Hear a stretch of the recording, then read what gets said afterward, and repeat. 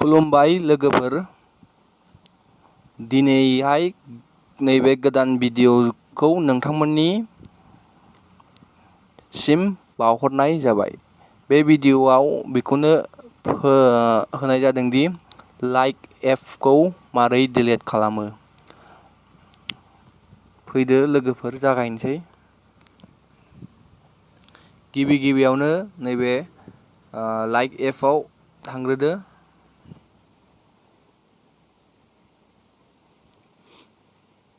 बिनि उनाव अपेन जाबाय। अपेन जानानै नैबे प्रफाइल थानाय पिकचाराव क्लिक खालामदो। बाहाय क्लिक खालामखांनायनि उनाव नैबे डिटेल्सआ नुजाफैगोन। बाहाय डिलीटनि अपसनखौनो मोननाय नङा। नैबे सेटिंआव थांबाबो डिलीटनि अपसन गैया बाहाय। बिनि थाखायनो बेक खालामफिनदो।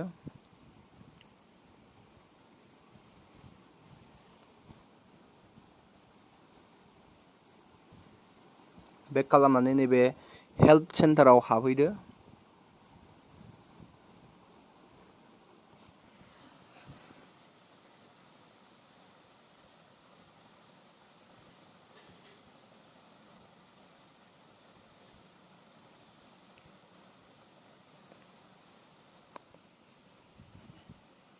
नेटआ स्ल' जादों एसे आंना मबाइला।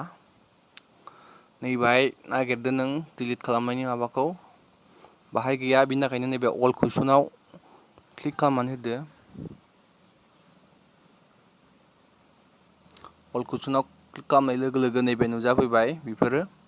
बिनि उनाव नैबे नायदो, नै हाउ डु आइ डिलीट माय लाइक एकाउन्ट। बाहाय क्लिक खालामनानै होदो। बाहाय क्लिक खालामनानै होबा नैबे नुजाफैगोन। एकाउन्टआ डाइरेक्ट डिलीट जानाय नङा। बिनि थाखायनो नों फिडबेक खालामनांगोन। येसआव क्लिक खालामनानै होदो। गावसिनाव फिडबेक थांबाय। दानिया नोंनाव फिडबेकनि मेसेज फैफिनगोन। नों बेखौ उनाव चेक खालामदो। बिनि उनावनो नोंनि एकाउन्टआ अट'मेटिक हारसिंनो डिलीट जासिगोन आरो।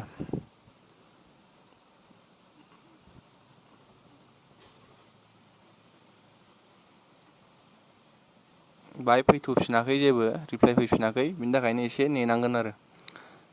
एसेनोसै, गोजोन्थों।